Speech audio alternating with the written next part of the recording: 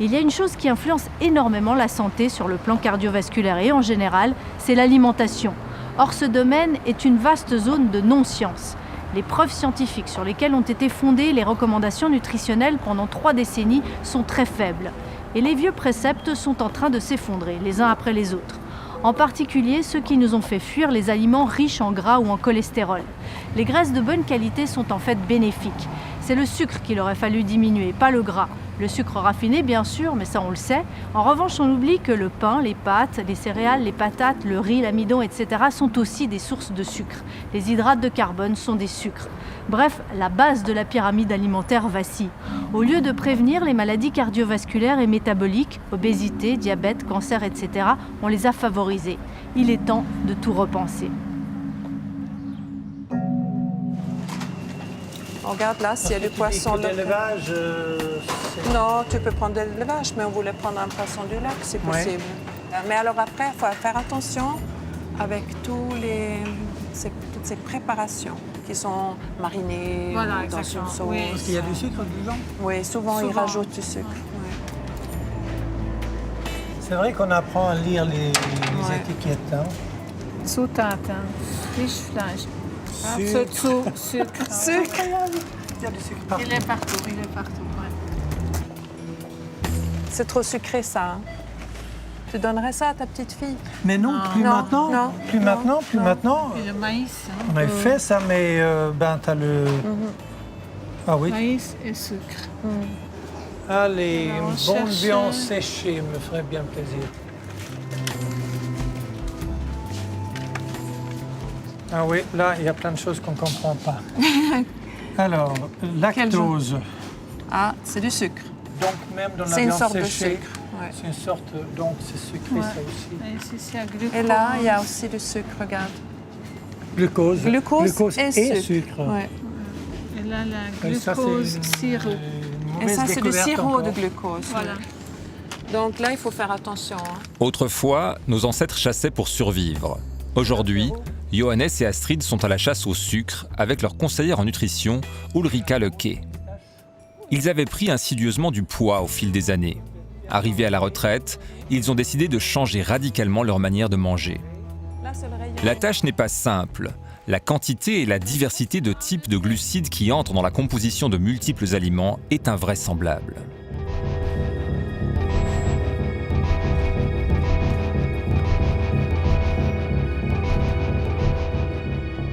Cette invasion coïncide exactement avec l'aggravation de l'épidémie d'obésité et de diabète. Elle coïncide aussi avec la diabolisation du gras et l'arrivée des produits allégés, mais très chargés en amidon, qui est aussi un sucre. C'est bien pour le pain. À rebours de toutes les recommandations nutritionnelles, ils vont cuisiner des repas riches en matières grasses diverses, mais sans sucre, ni pain, pâtes, riz ou pommes de terre. Puis avec les framboises, tu voulais manger de la crème? Ah oui. Ah oui. Ah, la double crème, tu dis. La double crème, en tout cas, il n'y a pas d'additif, il n'y a pas de... Oui, c'est ce que tu m'as dit. C'est tout naturel. Et là, On est compte, en régime, on peut manger la double crème. Ça alors. Ce régime s'appelle LCHF. LCHF pour Low Carb High Fat, c'est-à-dire pauvre en hydrates de carbone, donc en sucre, et riche en lipides, c'est-à-dire en graisse. Une diète très en vogue en Suède où elle fait de plus en plus d'adeptes. On parle également de diète cétogène ou keto diet en anglais. Ce qui m'a plu dans tout ça, c'était que c'était à peu près le premier régime dont j'avais entendu parler où on sort de table, on n'a plus faim.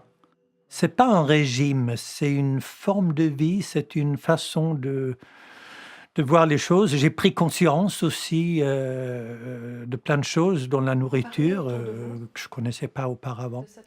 18 mois après avoir changé sa manière de manger, Johannes a perdu 13 kilos. Et Astrid, encore plus. Oui, moi je me sens bien, je me sens très bien. J'ai 15 kilos de moins, c'est pas rien. Donc j'arrive quand même à bouger tout d'une autre manière. Je suis très contente. Très bien. Manger moins de glucides a eu d'autres effets bénéfiques. Johannes n'a plus besoin de la machine CPAP contre les apnées du sommeil avec laquelle il devait dormir. Et ses problèmes d'asthme ont beaucoup diminué. Pour le médecin, il n'ose pas critiquer parce qu'il voit la différence, mais il n'ose pas confirmer non plus. J'ai l'impression qu'il y a un flou. On sait que le sucre, c'est pas bien, mais de là à éliminer le pain, le riz, les patates, les nouilles, on n'y est pas encore. J'ai l'impression qu'il y a tout un travail à faire pour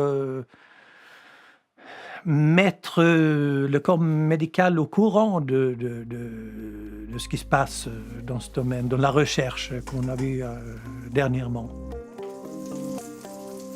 Poissons du lac, légumes des maraîchers d'à côté, local, brut et pas compliqué, c'est l'esprit de cette manière de manger.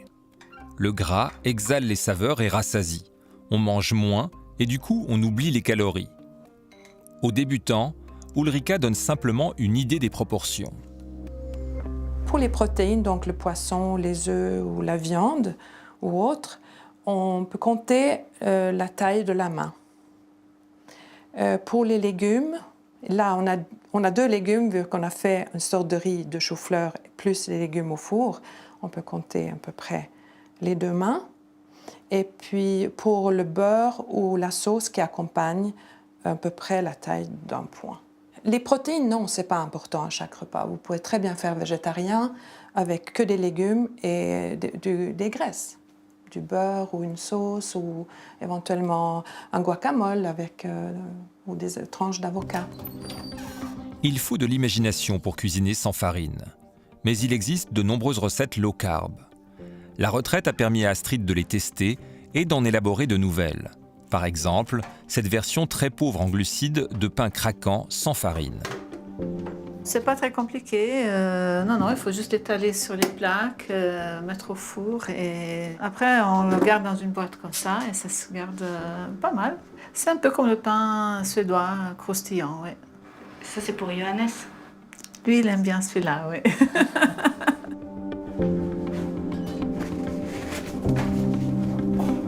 Évidemment, l'idée de manger plus gras tout en perdant du poids est très séduisante.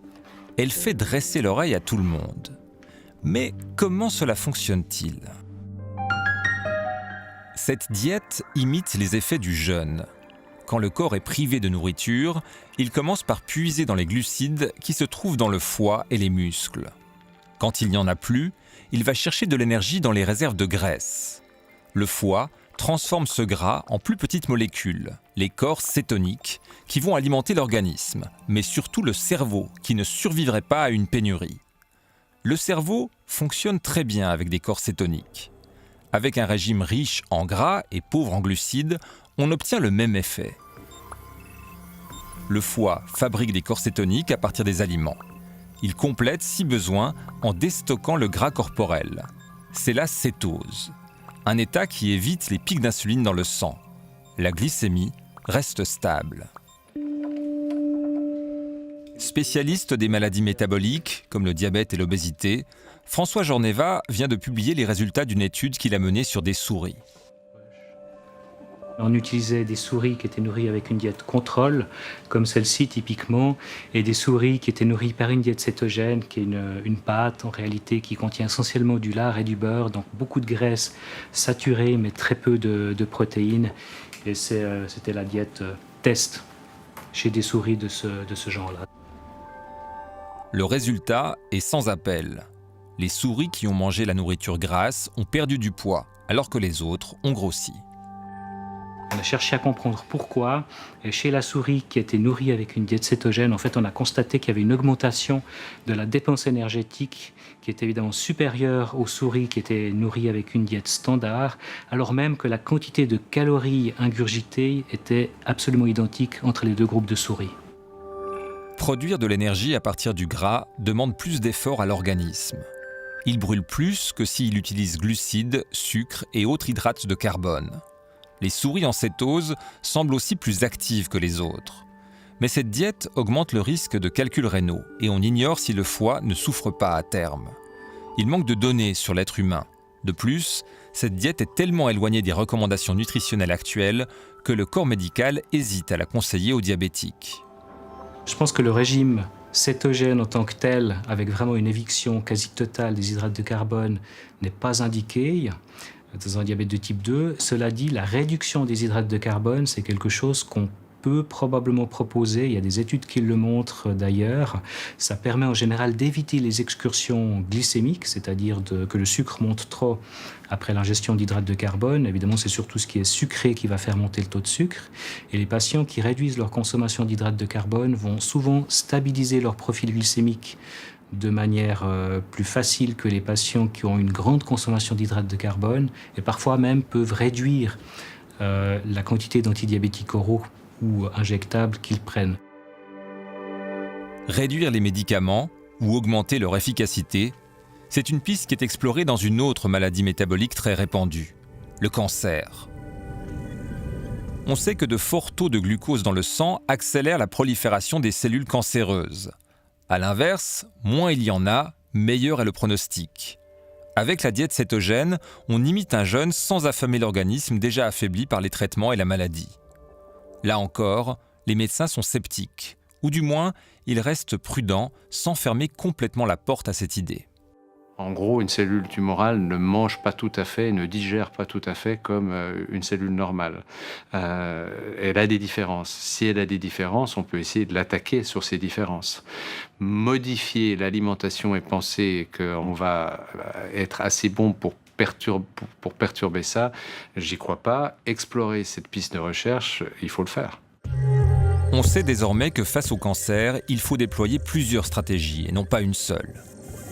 L'alimentation pourrait en faire partie, un jour. Je pense qu'avant d'imposer des contraintes, quelles qu'elles soient dans la sélection des aliments, dans éviter des aliments, il faut qu'on ait des arguments forts.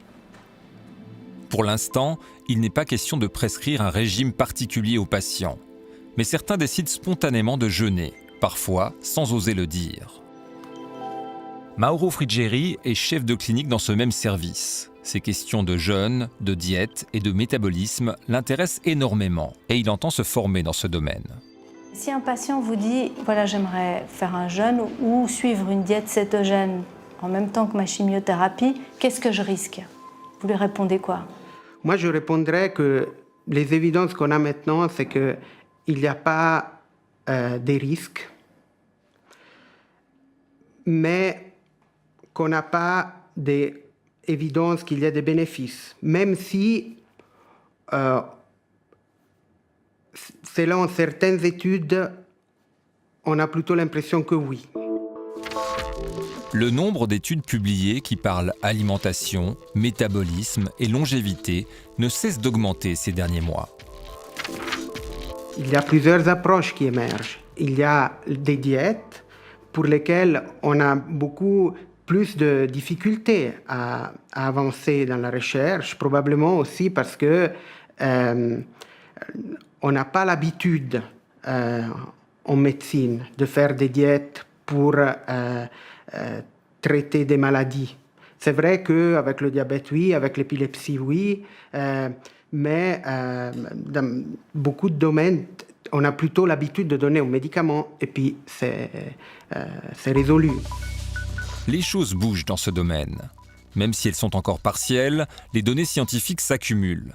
Des congrès médicaux sur l'alimentation et le traitement anti-cancer sont organisés. Les services d'oncologie s'ouvrent timidement à ces approches. Ce qui a relancé l'idée de la diète pour affaiblir les cellules tumorales, ce sont les travaux d'un Américain de l'Université de Californie. Walter Longo a testé une diète cétogène hypocalorique sur des souris malades du cancer. Il a montré deux effets.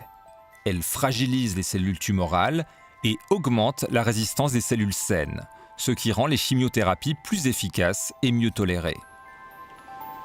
Walter Longo a découvert ces choses dans les animaux et maintenant on voit des résultats qui vont dans le même sens dans l'être humain, qui ne nous permet pas encore de prescrire à tout le monde des diètes. Même on ne le fait pas, on n'est pas à l'aise, pas du tout. Si le monde médical est mal à l'aise pour donner des conseils, c'est que le lien entre nutrition et traitement a été négligé jusqu'ici, en oncologie comme dans la recherche médicale en général.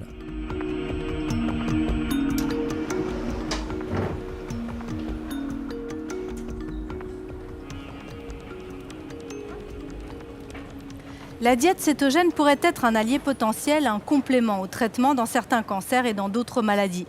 Mais tout reste à faire. Déterminer quels aliments sont bénéfiques et vérifier qu'il n'y a pas d'effet négatif. La seule pathologie pour laquelle on a de l'expérience et des données médicales solides quant aux effets bénéfiques d'une diète cétogène, c'est l'épilepsie. On l'a vu, le cerveau fonctionne aussi bien avec des glucides qu'avec des corps cétoniques. Et chez les épileptiques, les corps cétoniques ont un potentiel thérapeutique avéré.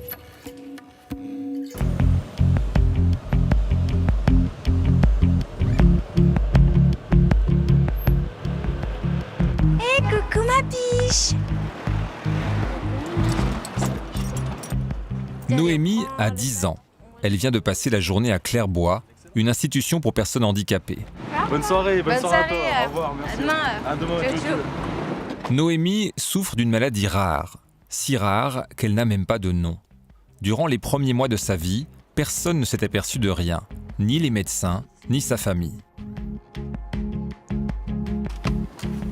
Bravo ma biche.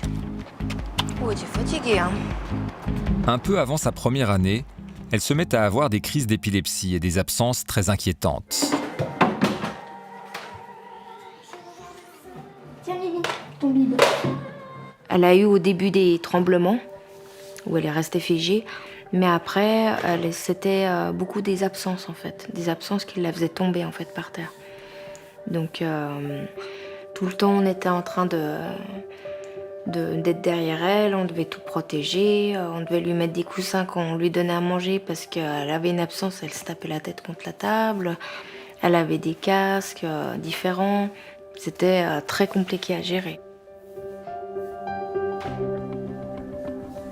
Même il y a eu une période où carrément on devait lui mettre un harnais qu'on tenait, parce que même si on lui tenait la main, c'était tellement puissant sa crise que du coup ça nous arrachait sa main en fait, puis elle arrivait quand même encore à tomber.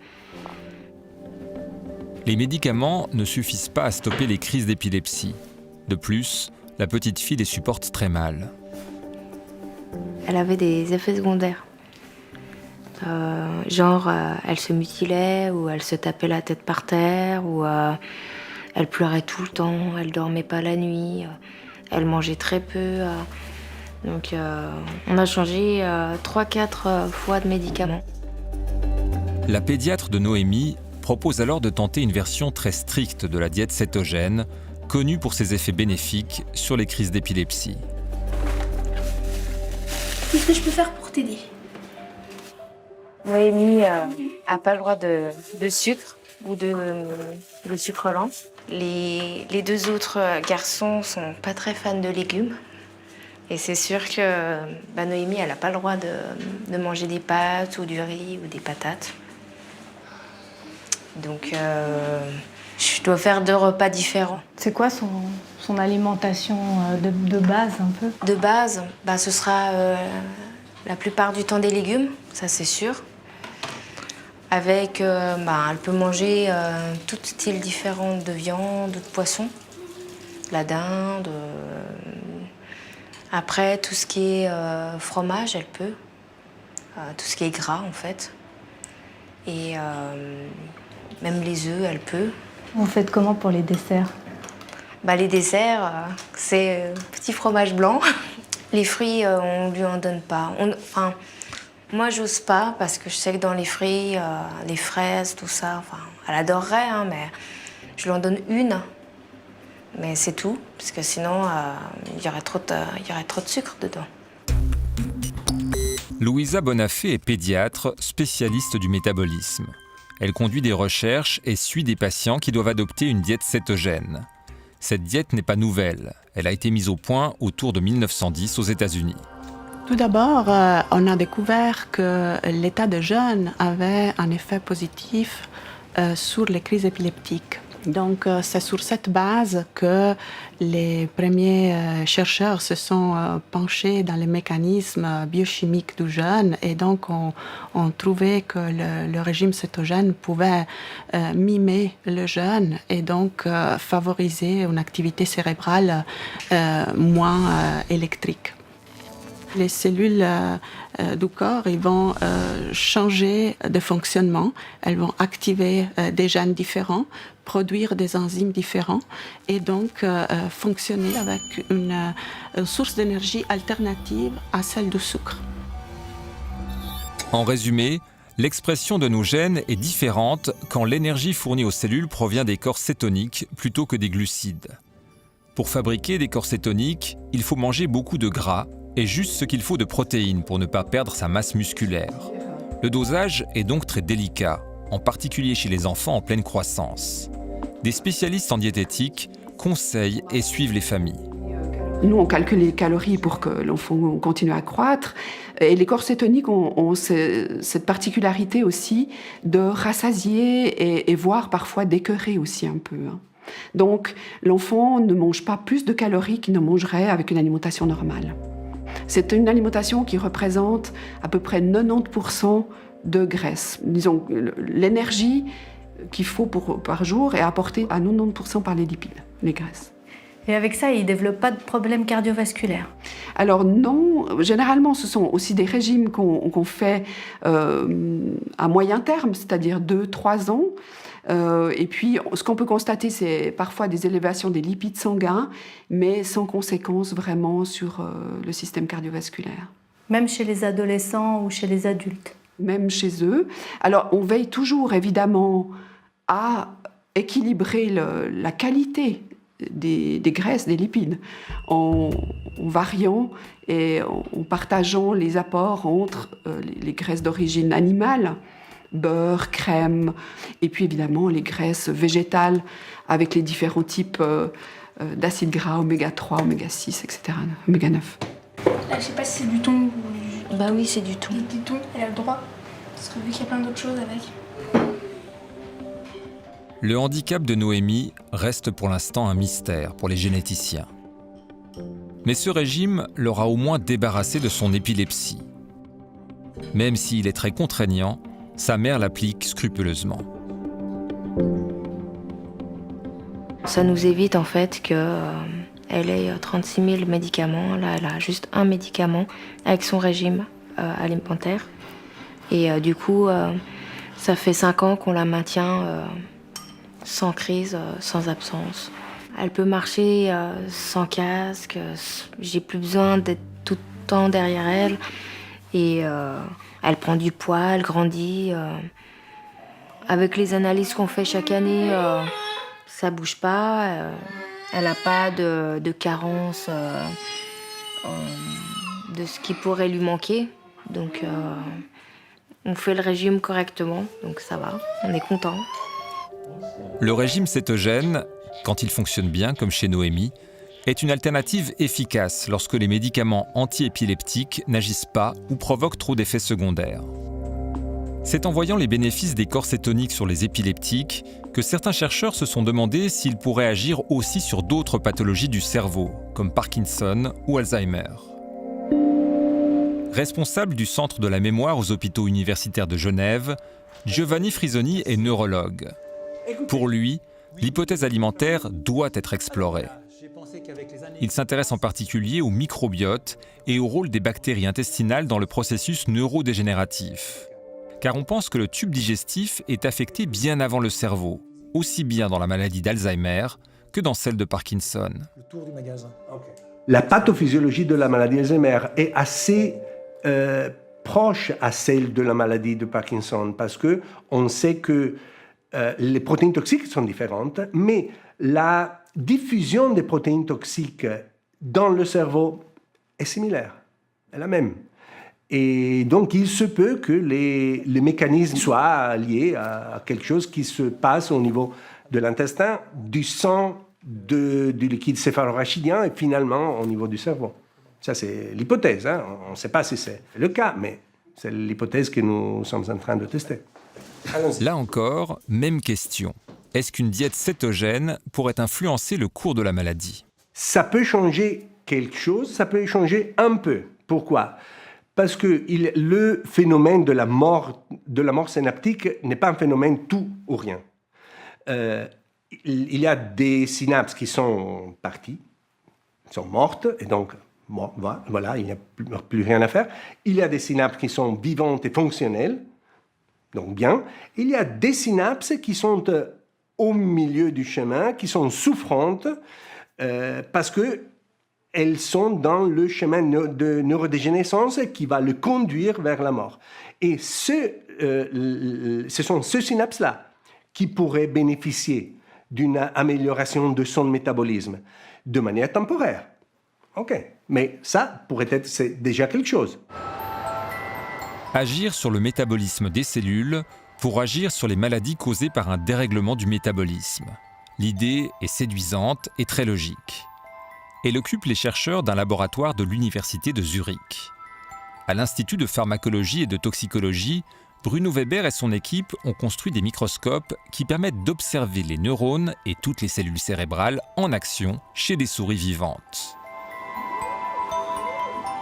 Le cerveau serait monocarburant, c'est-à-dire qu'il n'utiliserait qu'une seule source d'énergie à la fois, soit le glucose, soit les corps cétoniques.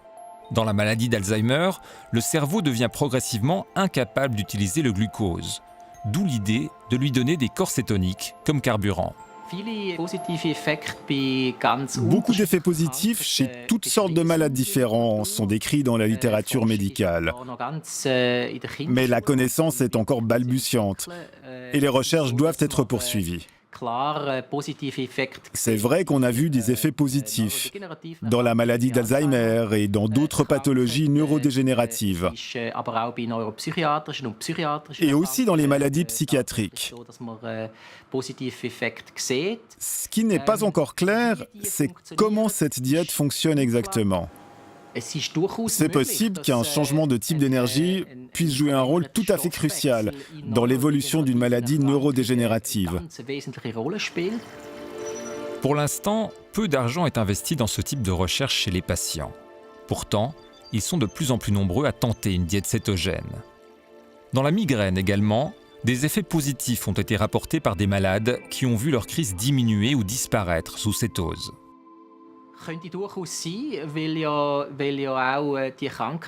C'est possible, puisque ces maladies sont de la même famille. Épilepsie, migraine et autres maux de tête chroniques. Ce sont des phénomènes proches, mais on ne comprend pas tout. On n'a encore aucune certitude à ce sujet.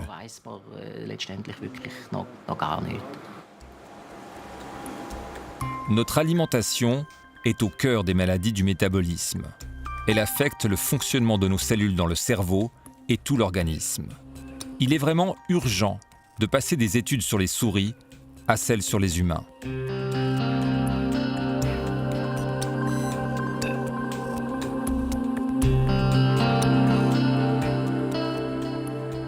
On commence également à étudier et à mesurer l'importance des micronutriments, car l'alimentation, ce n'est pas seulement les protéines, les glucides et les graisses. Leur composition compte beaucoup et va influencer la santé, tout comme la manière dont les végétaux sont cultivés et le bétail élevé. Les populations qui se nourrissent d'animaux qui ont pâturé et surtout qui mangent encore la bête entière, y compris les abats très riches en micronutriments et en gras, semblent être en meilleure santé et mieux vieillir que ceux qui mangent des viandes maigres et des produits allégés. La diabolisation du gras a provoqué des effets pervers. Les pédiatres voient de plus en plus de jeunes parents qui nourrissent leurs enfants quasi sans matière grasse, tellement ils sont persuadés que c'est mauvais, alors que c'est un élément essentiel au développement. D'ailleurs, au Canada, plus de 800 médecins et professionnels de la santé viennent de lancer un appel pour exiger la révision de la pyramide alimentaire et des conseils nutritionnels. À la lumière des études publiées ces derniers mois, ils sont rejoints par d'autres en Europe. Tous préconisent le retour à des aliments bruts, naturels, avec du bon gras qui rassasie, qui fait plaisir et évite ces terribles fringales provoquées par le sucre.